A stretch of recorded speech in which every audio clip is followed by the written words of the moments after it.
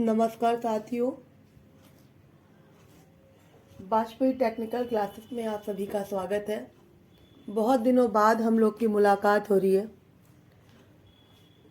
काफ़ी लोगों का कॉल भी आया, लेकिन मैं आप लोग को क्लास प्रोवाइड नहीं कर पाई कुछ कारणोंवश। चलिए, तो आज हम लोग फुल जोश के साथ, अभी भी यूपीपीसीएल का एग्ज़ाम होने में टाइम है। ये टाइम उन लोग को मिल रहा है जो बहुत शिद्दत से लगे हुए हैं और उनका सिलेक्शन ज़रूर होगा। आज हम लोग chapter wise list of formula पढ़ेंगे। आज हम लोग डीसी जनरेटर का लिस्ट ऑफ फॉर्मूला पढ़ने जा रहे हैं। इसका पीडीएफ हमारे टेलीग्राम चैनल में आप लोग को मिल जाएगा। डीसी जनरेटर से रिलेटेड जितने भी फॉर्मूले हैं वो आपको इस वीडियो में प्रोवाइड हो जाएंगे, बहुत ज़्यादा नहीं है। इंसान जिद पर आ जाता है, पत्थर पानी बन जाता है। अगर इंसान अपनी जिद पे आ जाए कुछ करने के लिए, तो वो पत्थर भी जो होता है ना, वो पानी बन जाता है। इसलिए फुल जोश के साथ लगे रहिए। आप लोगों ने देखा होगा यूपीआरवीएनएल की मेरिट 155 गई है और पेपर हार्ड था तो 155 गई है। इसलिए यूपीपीसीएल का पेपर बहुत उसके कंपेरिजन में बहुत लो लेवल पे रहता है। तो आप लोग थोड़ा सा ध्यान से इसको करिए, एग्ज़ाम बहुत जल्द होने वाला है। देखिए, पहला क्वेश्चन है ईएमएफ इक्वेशन, डीसी जनरेटर का ईएमएफ समीकरण। डीसी जनरेटर का ईएमएफ समीकरण है E बराबर 5 ZNP अपॉन 60A। अगर आपको क्वेश्चन में डीसी जनरेटर में क्या क्या मिल सकता है, तो फाई है प्रति पोल मैग्नेटिक फ्लक्स वेबर में, इसकी यूनिट होती है। जेड है total number of armature conductor, जो ये जेड है उसमें कितने कंडक्टर पड़े हुए हैं वो है।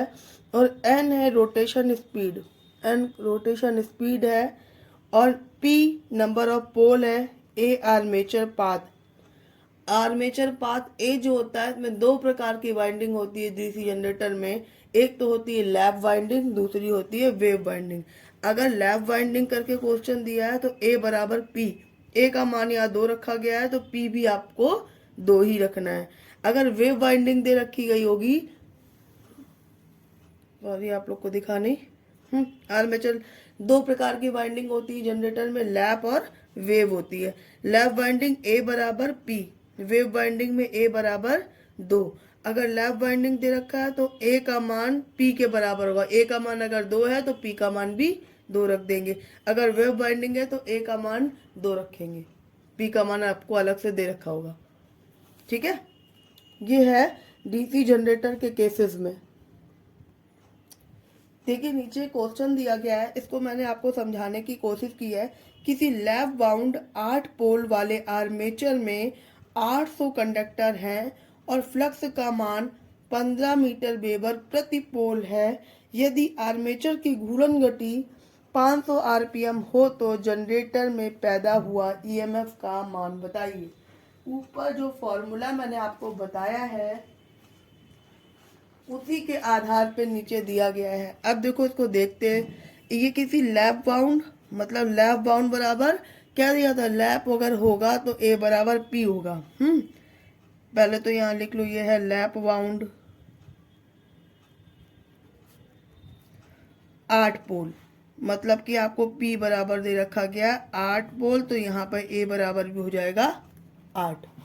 ठीक है, पी बराबर 8 पोल दे रखा गया, ये 8 पोल, तो ए बराबर भी 8 हो जाएगा। वाले आर्मेचर में 800 चालक है, मतलब जेड जो होता है कंडक्टर का मान होता है, जेड से लिखते हैं 800। फ्लक्स कितना, फाई कितना दे रखा गया है, फाई बराबर दे रखा गया है 15 मिली वेबर प्रति पोल। यदि आर्मेचर की घूर्णन गति, तो एन का मान कितना दे रखा गया है, एन का मान दे रखा गया 500 आरपीएम। जनरेटर में पैदा हुई ईएमएफ का मान बताइए।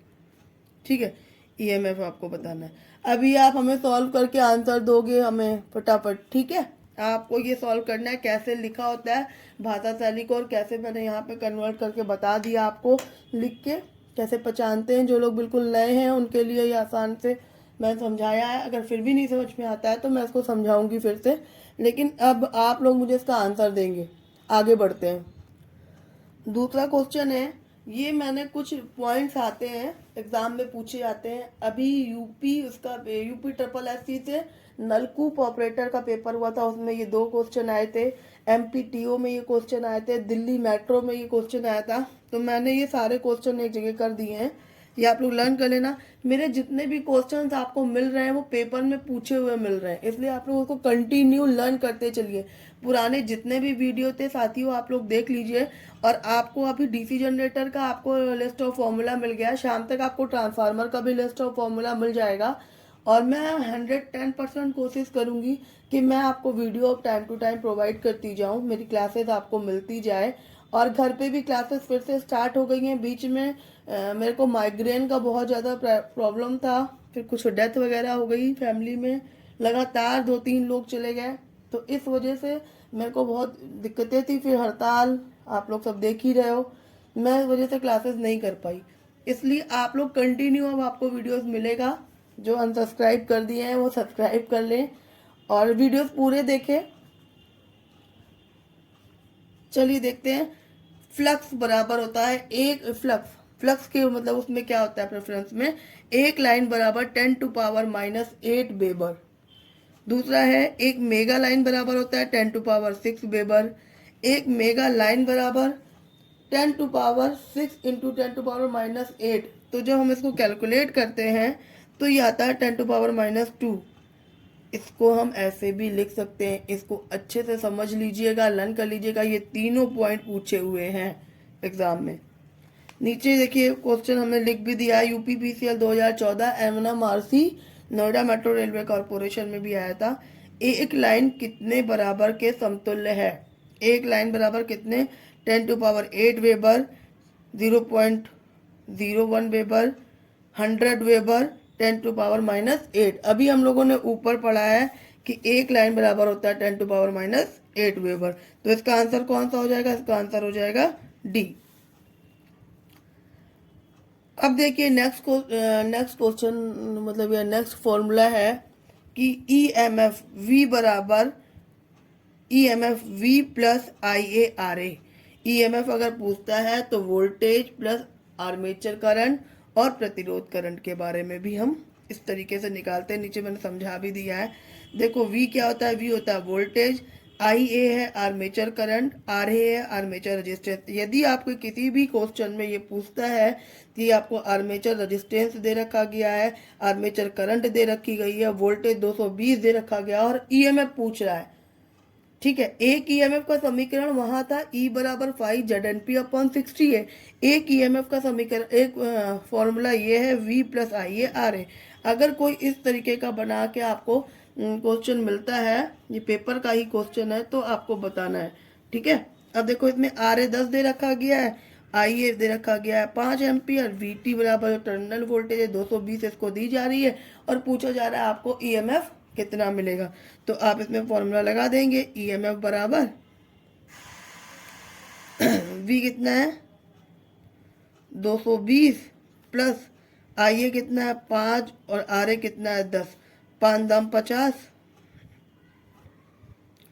220 50 कितना आ गया 270 वोल्टेज हमको ईएमएफ इसमें से इलेक्ट्रोमोटिव फोर्स मिल रहा है। आंसर कौन सा सही हो गया? B number. समझ में आ रहा है ना? जो भी जनरेटर के जितने भी क्वेश्चंस आप लोग को मिलते हैं पेपर, जो लोग सॉल्व कर रहे हैं वो लोग मुझे उसका क्वेश्चन की अगर नहीं सॉल्व कर पा रहे हैं, इन फॉर्मूलों के थ्रू नहीं उनसे हो रहा, हटके लग रहा है, तो आप लोग मुझे उसकी फोटो खींच के टेलीग्राम पे भेज दीजिए, पर्सनल टेलीग्राम पे भेजिए। और नहीं तो आप लोग मुझे व्हाट्सएप नंबर पे मेरे भेज दीजिए। सबको पता है मेरा व्हाट्सएप नंबर क्या है, उस नंबर पे भेज दीजिए, मैं आपको दोबारा से वो सॉल्व करके बता दूँगी। ओके, पढ़ाई से रिलेटेड कोई भी इश्यूज हो तुरंत क्लियर करो। देखिए नेक्स्ट क्वेश्चन है क्वेश्चन नंबर या फॉर्मूला नंबर 4। IA बराबर line current plus ISH shunt current. Line current shunt current, देखिए हमने यहाँ पे इसको डिस्क्राइब भी कर दिया। IL बराबर होता है लाइन करंट, ISH बराबर होता है शंट करंट, RSH बराबर होता है शंट रेजिस्टेंस। अगर आपको कोई भी क्वेश्चन ऐसा मिलता है कि जिसमें आर्मेचर करंट पूछा जा रहा है और ये दो करंटों का मान दिया है तो आप निकाल लोगे, या ये दे रखा गया है ये दोनों पूछ रहा है तो भी आप पक्षांतर करके निकाल लोगे। ये आर्मेचर के उसमें था, अगर आर्मेचर में है, ये शंट के प्रेफरेंस में है। अगर शंट करंट दे रखा गया है और वी और आर सॉरी शंट पूछ रहा है शंट करंट क्या होगी और वी दे रखा गया और शंट रेजिस्टेंस, तो भी आप निकाल लोगे। लाइन करंट आउटपुट पावर बटे वीटी। ये क्वेश्चंस आप जब करेंगे एक बार अपने जितने भी एग्जाम्पल दे रखे हैं आपके बुक में डीसी जनरेटर में, आप वो बुक खोलिए, ये फॉर्मूले अपनी कॉपी में लिस्ट ऑफ फॉर्मूला डाल के नोट करिए और फिर क्वेश्चन लगाइए, तो आपको फॉर्मूले लर्न होते जाएंगे और आप करते जाओगे। ये आपको कलेक्शन एक ही जगह मिल जाएगा लिस्ट ऑफ फॉर्मूला का, जो आपको एग्जाम पीरियड में बहुत हेल्प करेगा जब आप रिवीजन कर रहे होंगे। और एग्जाम को बहुत टाइम नहीं है, अप्रैल के लास्ट में हो सकता है एग्जाम आपका हो जाए, है ना। अभी वैसे कोई सूचना नहीं है, ये मैं अपने मन से बता रही हूँ क्योंकि मुझे संभवतः लग रहा है।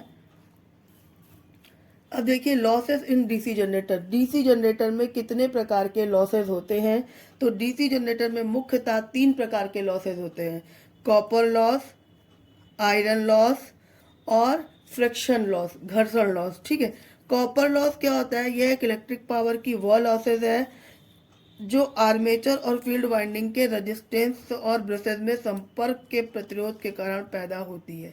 कौन सी लॉसेज है, कॉपर लॉसेज जो लॉसेज होते हैं, जो कि इसमें क्या क्या होता है, आर्मेचर होता है और फील्ड वाइंडिंग और ब्रशेज होते हैं, इनमें आपस में रेजिस्टेंस जो ये करंट को बहने में विरोध पैदा करते हैं, उनके कारण पैदा हुआ जो रेजिस्टेंस लॉस होता है वही होता है कॉपर लॉस। भैया इसको याद कर लेना। मोस्ट इम्पॉर्टेंट पॉइंट तो इसका ये दे रखा गया है, मोस्ट से मोस्ट इम्पॉर्टेंट, इस लॉसेस का मान वेरिएबल होता है, लोड के साथ परिवर्तित होता है। ये जो कॉपर लॉस जो होते हैं, कॉपर लॉस वेरिएबल होते हैं, बहुत ज़्यादा मात्रा में अगर हो रहा है तो ये बढ़ेंगे, कम हो रहा है तो ये घटेंगे।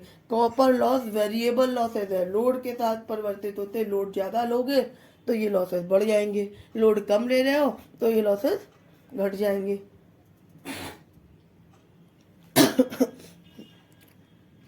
तो कॉपर लॉस मुख्यतः 3 प्रकार के लॉस होते हैं, मैंने पहला आपको बता दिया कॉपर लॉस वेरिएबल होते हैं, लोड के साथ परिवर्तित होते हैं, और कॉपर लॉस से रिलेटेड फॉर्मूले कौन कौन से होते हैं। आर्मेचर मैंने बताया था ना, आर्मेचर कॉपर लॉस, आर्मेचर में IA square RA। Shunt field copper loss तो ISH, SS से शंट हो गया, स्क्वायर RSH। सीरीज में I square SE into RSE। Interpole में IP स्क्वायर माइनस RP।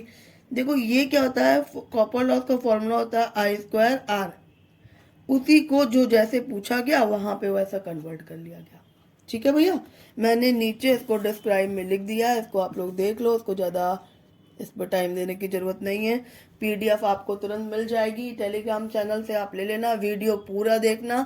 और आज की डेट में जितने लोग भी ये क्लासेस देख रहे हैं डीसी जनरेटर के कोशिश करिएगा, डीसी जनरेटर के आपके पास जो जो भी बुक है, चाहे ML अनवानी हो, चाहे बर्णवाल हो, महत बर्णवाल हो, या जो भी XYZ आपके पास किताब है, या जो भी पेपर प्रैक्टिस सॉल्व कर रहे हैं, तो डीसी जनरेटर से रिलेटेड सारे क्वेश्चन एक कॉपी में कर लेंगे। मुश्किल से 25-30 से ज़्यादा क्वेश्चन नहीं आपको मिलेंगे, सब मिलते जुलते पैटर्न के होंगे। तो सारे पेपर में जो भी कौन से वो पढ़ा रहे हैं सर, अरे राजस्थान के सर हैं, वो कौन से सर हैं जो पढ़ा रहे हैं, जिनकी बुकें आप लोग काफ़ी लोग मंगा के रखे हुए हो, तो वो बुक्स में जितने भी प्रैक्टिस में हो गोला बनाते रहो, हाइलाइटर से हाईलाइट करते जाइए, और वो सारे क्वेश्चन आप डीसी जनरेटर के कर लीजिए। ठीक है, आगे बढ़ते हैं।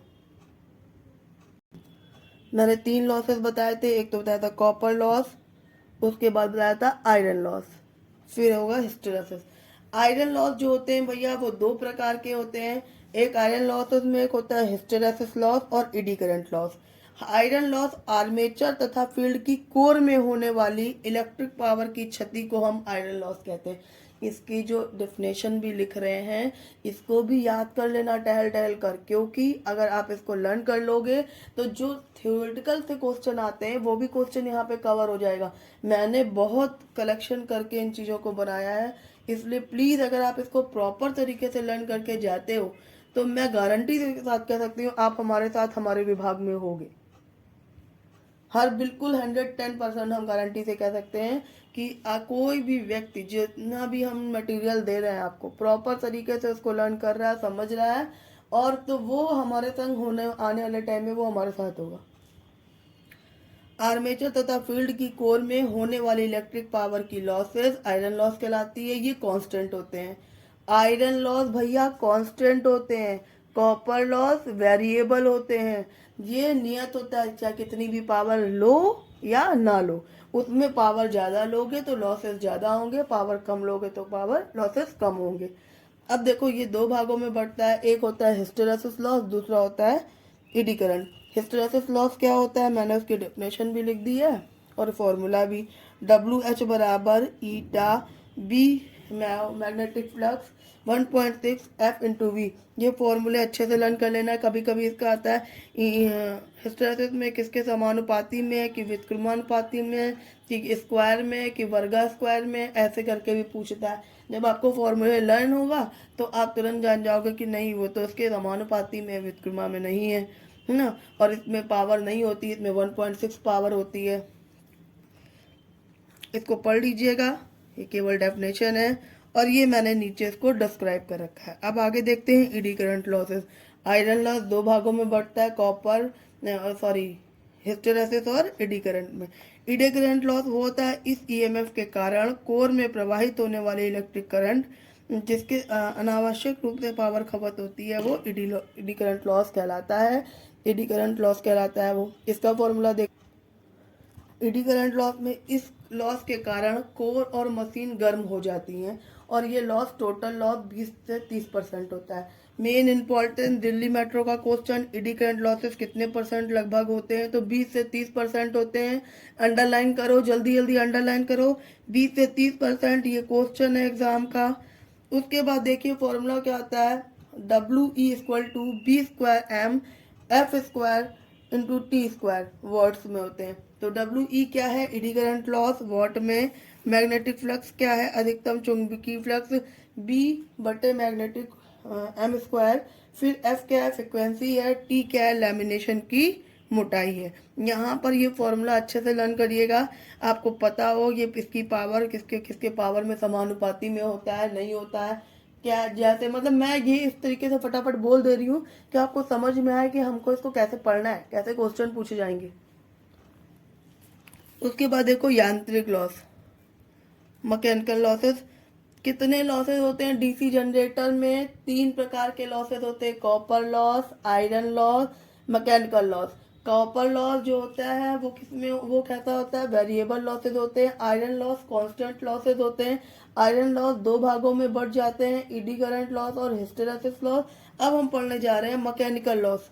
मैकेनिकल जो लॉसेस होते हैं वो आर्मेचर के वायु से घर्षण, बेरिंग के घर्षण और ब्रश के कम्यूटेटर के घर्षण से होने वाली जितनी भी हानियां होती हैं वो सारी मैकेनिकल लॉसेस या यांत्रिक हानियां होती हैं। इनका मान लोड रहित अवस्था में से फुल अवस्था तक स्थिर रहता है। लोड रहित या बिना लोड के मशीन हो तब भी घर्षण कर रही हो, या फुल लोड अवस्था में भी लगभग स्थिर रहता है। इससे रिलेटेड जितने भी फॉर्मूले हैं भैया, ये फॉर्मूले हैं स्ट्रे लॉसेस आता है, इसके अंतर्गत ये लॉसेस आते हैं। जैसे हम लोग पढ़ रहे थे ना, आयरन लॉस में 2 प्रकार के होते हैं, एडी करंट और हिस्टेरेसिस। इसी तरीके मैकेनिकल में ये 4 होते हैं, stray loss, constant loss, variable loss, total loss. ठीक है, मैं सबके फॉर्मूले सबको समझा दिया। डीसी जन आज आपका टारगेट है, आज आपका होमवर्क है, आज आपका काम है, जो भी जिस भाषा में समझे, आपको 1-1.5 घंटा टाइम देके डीसी जनरेटर चैप्टर को न्यूमेरिकल पोर्शन को आपको देना है। क्योंकि जो भी लड़के हमारे संग प्रैक्टिस कर रहे हैं वो मुझे बताते हैं कि मैम मैं 110, 105, 110 तक मैं टच कर ले रहा हूँ क्वेश्चन, इससे ज़्यादा मेरा स्कोर बढ़ ही नहीं रहा, क्योंकि हर बार क्वेश्चन अलग आते हैं। जब भी मैं प्रैक्टिस लगाता हूँ हर बार मैं 105, 110 पे ही रुक जा रहा हूँ। तो जब मैं उनकी सबकी कॉपियाँ निकलवा के प्रिंट आउट देख रही हूँ या उनसे पूछ रही हूँ कि तुम निकाल के मुझे दिखाओ, तो वो दिखा रहे हैं तो न्यूमेरिकल पोर्शन में लड़के रुक जा रहे हैं। थ्योरी तो उन्होंने हमारे साथ साथ बहुत स्ट्रॉन्ग करी है, बट वो न्यूमेरिकल से रह जा रहे हैं। तो प्लीज़ साथियों, आप लोग न्यूमेरिकल पोर्शन को हम लोग स्ट्रॉन्ग करते हैं। एक क्लास आपको थ्योरेटिकल मिलेगी, एक आपको मिलेगी न्यूमेरिकल। जब तक यूपीपीसीएल का एग्जाम नहीं होता तब तक हम लोग question wise most important point ऐसे ही पढ़ेंगे। आफ्टर एग्जामिनेशन हम लोग प्रॉपर थ्योरेटिकल क्लास को लेंगे, और जो भी आना चाहता है सुबह 8 साढ़े 8 बजे से 10 बजे तक का बैच हमारे पास शुरू हो गया है घर पे, तो आप लोग आ सकते हो। ठीक है, चलिए फिर हम लोग ट्रांसफार्मर के संग मिलते हैं। ट्रांसफार्मर के न्यूमेरिकल और सॉरी लिस्ट ऑफ फार्मूला के साथ हम लोग मुलाकात करते हैं, और स्टार्ट हो जाइए। जय हिंद साथियों।